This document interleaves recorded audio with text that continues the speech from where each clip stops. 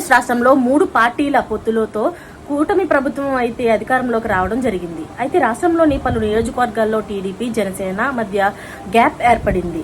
అయితే పలు నియోజకవర్గాల్లో తెలుగుదేశం పార్టీకి భారీ షాక్ తగిలే అవకాశం అయితే ఎక్కువ అడుగులు వేస్తున్నారు అని తెలుస్తుంది. అయితే పెన్నుదుర్తి నియోజకవర్గంలో తెలుగుదేశం పార్టీకి భారీ షాక్ తగిలే సూచనలు అయితే కనిపిస్తుండగా లోకేష్ జోక్యంతో సమస్య పరిష్కారం అవుతుందేమో అని చూడాలి. మరి నారా లోకేష్ కూటమిలోని పార్టీల మధ్య ఎలాంటి విభేదాలు ఉండకూడదని కోరుకుంటున్నారు.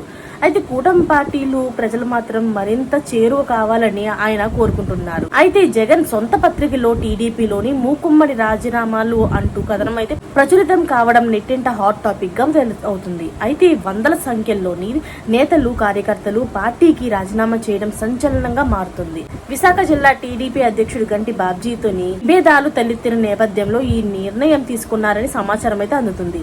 పార్టీ కార్యక్రమాలకు సైతం సమాచారం ఇవ్వకపోవడంతో తమ మనోభావాలు దెబ్బతిన్నాయని వాళ్ళు చెబుతున్నారు. పార్టీకి చెందిన ముఖ్య నేతలు పదవులకు రాజీనామా చేయడం సోషల్ మీడియా వేదికగా సంచలనం అవుతుంది. అయితే బండారు వర్గానికి, గండి వర్గానికి విభేదాలు ఉండడం వల్ల లోకేష్ జోక్యం చేసుకొని సమస్య పరిష్కారం దిశగా అడుగులు వేస్తారేమో అని చూడాలి. చిన్న చిన్న సమస్యల విషయంలో నిర్లక్ష్యంగా వ్యవహరిస్తే భవిష్యత్తులో ఈ తరహా ఘటనలు రిపీట్ కాకుండా ఉంటాయి. అయితే తెలుగుదేశం పార్టీ భవిష్యత్తులో ఈ తరహా సమస్యలు తలెత్తకుండా తగిన జాగ్రత్తలు తీసుకోవాల్సి ఉంది.